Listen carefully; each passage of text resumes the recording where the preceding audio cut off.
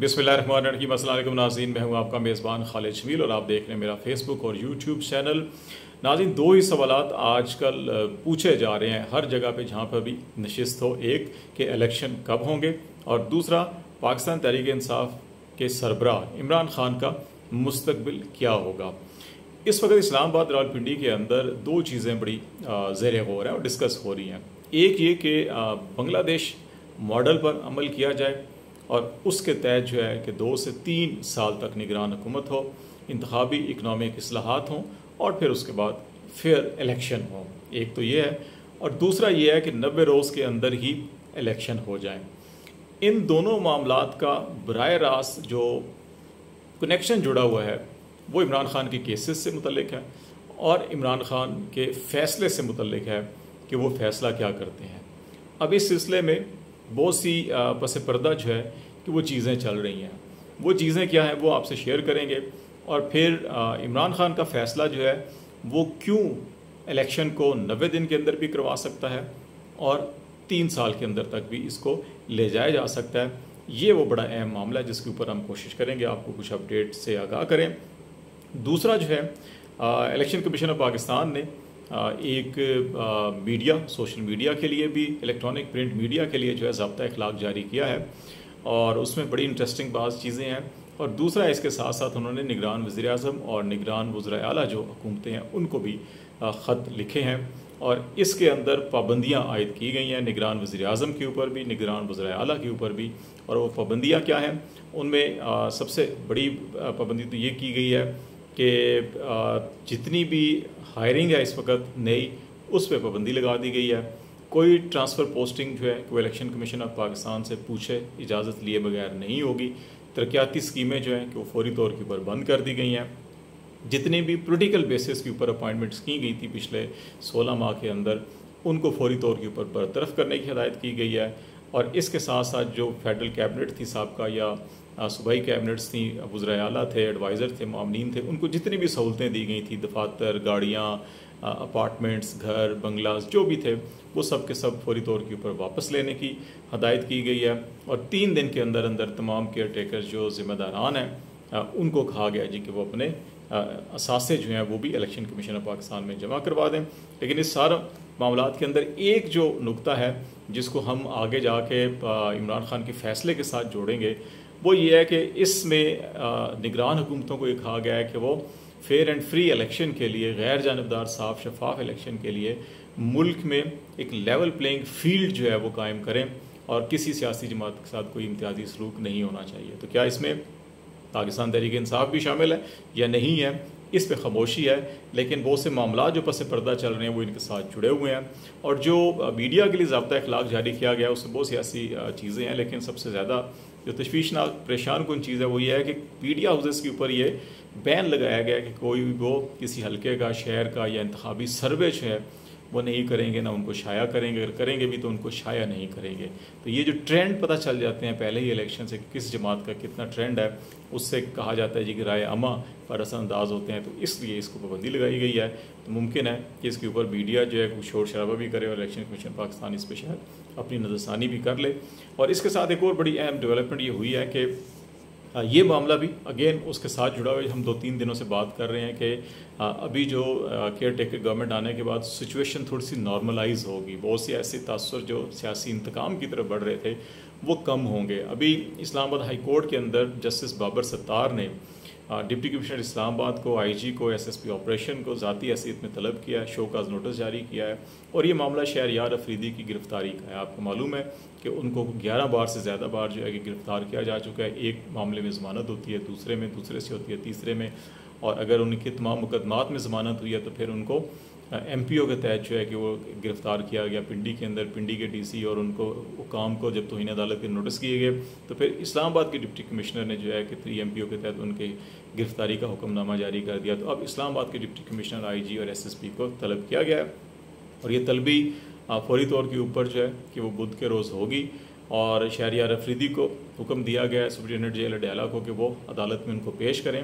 और डीसी और इनके खिलाफ कहा गया क्यों ना आपके खिलाफ कार्रवाई की जाए कि जब अदालतें ज़मानत दे रही हैं तो फिर क्यों अदालती अहकामात को या अदालती सिस्टम को अंडरमाइन किया जा रहा है और बार बार जो है कि उनके MP गिरफ्तारी के अहकामात जारी किए जाते हैं और पिछले 3 महीने के अंदर जितनी भी गिरफ्तारी के अहकामात हैं वो सारे के सारे भी मांग लिए गए हैं। तो इस तरह से अब जो है कि ये इम्कान पैदा हुआ जा रहा है कि शहरियार अफरीदी जो है कि वो भी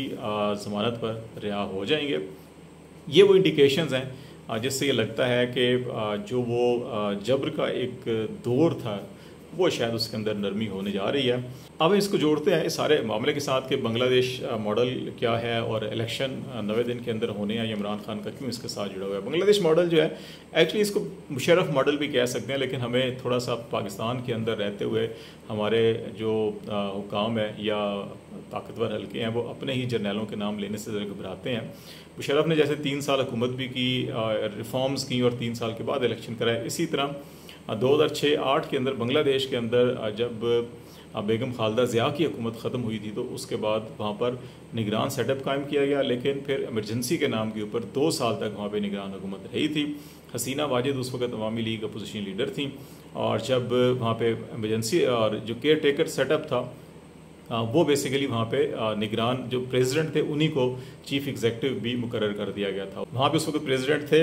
इजाज़ुद्दीन अहमद, तो उनको ही निगरान मुकर्रर कर दिया था, जिसके खिलाफ अवामी लीग ने मुल्क भर के अंदर एहतजाज किया था और उस एहतजाज के अंदर कुछ 40 के करीब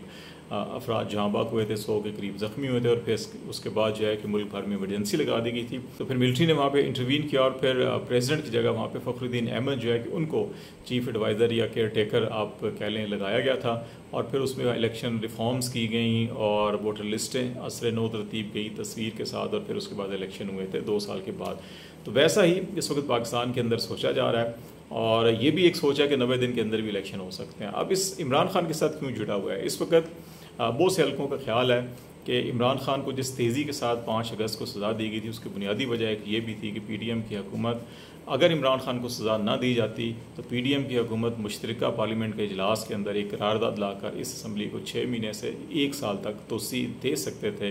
जो इस वक्त इस्टेब्लिशमेंट नहीं चाहती थी कि इस दौर को मज़ीद जो है तवालत दी जाए, क्योंकि ऑलरेडी पाकिस्तान में जो सियासी पोलराइजेशन है और जो माहौल था वो साजगार नहीं था। तो इसलिए वो जल्दबाजी के अंदर 5 अगस्त को फैसला किया गया और उस फैसले के अंदर बेशुमार लीगल लकूने हैं, जो बेसिक रिक्वायरमेंट होती है जस्टिस की वो भी पूरी नहीं की गई थी। और इमरान खान जब गिरफ़्तार हुए तो उसके बाद इस हुकूमत को फिर मजबूर किया गया कि वो असम्बली को आगे जो एक्सटेंशन देने की बजाय जो है कि वो असम्बलियाँ तहलील करें। निगरान के टेकर सेटअप जो है कि वो इस्टेब्लिशमेंट ने अपनी मर्ज़ी का लगाया, PDM इससे मुकम्मल आउट हो चुकी है और अब इसके बाद जो है कि इमरान खान के साथ जो है उनके ऊपर मुसलसल दबाव डाला जा रहा है। उनके लाहौर इस्लामाबाद के अंदर जितने भी मुकदमात थे, खा वो एहतसाब अदालत के हों, दहशतगर्दी के हों, 9 मई से मुतल्लिक हों या उससे पहले के, उन सब में एक एक करके उनकी ज़मानतें खारिज की जा रही हैं। कानून के तहत अगर कोई सरकारी कस्टडी में हो तो उसमें रियासत जो है कि अदालत हुकूमत को हुक्म दे सकती है कि उसको प्रोड्यूस किया जाए, लेकिन ये हुक्म नहीं दिया गया और वो कस्टडी में थे तो उनकी अदम पैरवी की बिना पर उनकी ज़मानतें खारिज की जा रही हैं। तो ये दबाव जो है उनके ऊपर बरकरार रखा गया है कि अगर आपको इधर से सज़ा मुअत्तल भी होती है तो आपको दीगर मुकदमात के अंदर पकड़ लिया जाएगा। लेकिन इस वक्त इस्टेब्लिशमेंट के अंदर भी और तमाम हल्कों के अंदर इस वक्त जो रियासत के अनासर होते हैं उसमें ये सोच पाई जाती है कि पाकिस्तान तहरीक-ए-इंसाफ की पॉपुलैरिटी से इनकार नहीं किया जा सकता और पूरी रियासती मशीनरी जो है कि पूरे पहले ही पीपल्स पार्टी, नून लीग और कौम परस्त जमातें एंटी इस्टेब्लिशमेंट हैं। तो पूरी आवाम के साथ अगर लड़ के आप मुल्क को आगे नहीं बढ़ा सकते, ना मुल्क का दिफा कर सकते हैं, ना मुल्क की कौमी सलामती जो है कि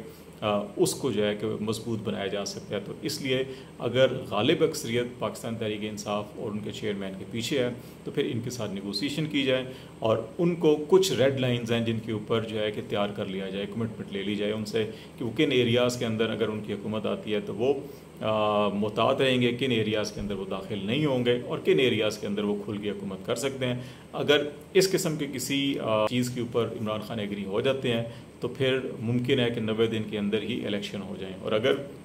वो इस किस्म की किसी चीज़ के ऊपर तैयार नहीं होते, तो फिर बांग्लादेश मॉडल को एक्सटेंशन उसको अमल करते हुए कि 2 से 3 साल तक मामला को ले जाया जा सकता है, मरदमशुमारी को बहाना बना के 6-7 महीने और फिर और आगे। लेकिन इसके अंदर सबसे बड़ी एक और कॉन्स्टिट्यूशनल जो प्रॉब्लम है वो है मार्च 2024 के अंदर सेनेट के इलेक्शन। और अगर उस वक्त तक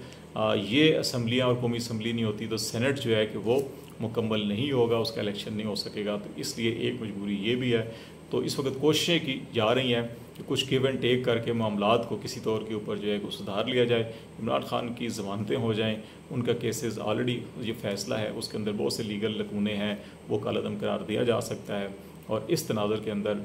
ये मामला जो हैं कि वो 6 से 8 महीने तक जो है सारी चीज़ें समेट ली जाएँ और इलेक्शन करवा लिया जाए। तभी देखते हैं कि इमरान खान लचक दिखाते हैं या कुछ अंडरस्टैंडिंग होती है या मामला यूँ के तू चलते हैं। लेकिन एक चीज़ जो है कि वो चाहे वो IMF के मामलात हों, चाहे वो फंडिंग का मामला हो, चाहे वो सेनेट इलेक्शन का, ये सारी कॉन्स्टिट्यूशनल ऐसी रुकावटें हैं जिसकी बिना पर ये कहा जा रहा है जी कि जनवरी-फरवरी से आगे इलेक्शन जो है वो नहीं जाएंगे, उससे पहले ही तमाम मामला तय करने होंगे। तो लेट्स सी, देखते हैं क्या डेवलपमेंट होती है, आपको आगाह करते रहेंगे। आज तक के लिए इतना ही। खालिद जमील को इजाज़त दीजिए। अल्लाह हाफिज़।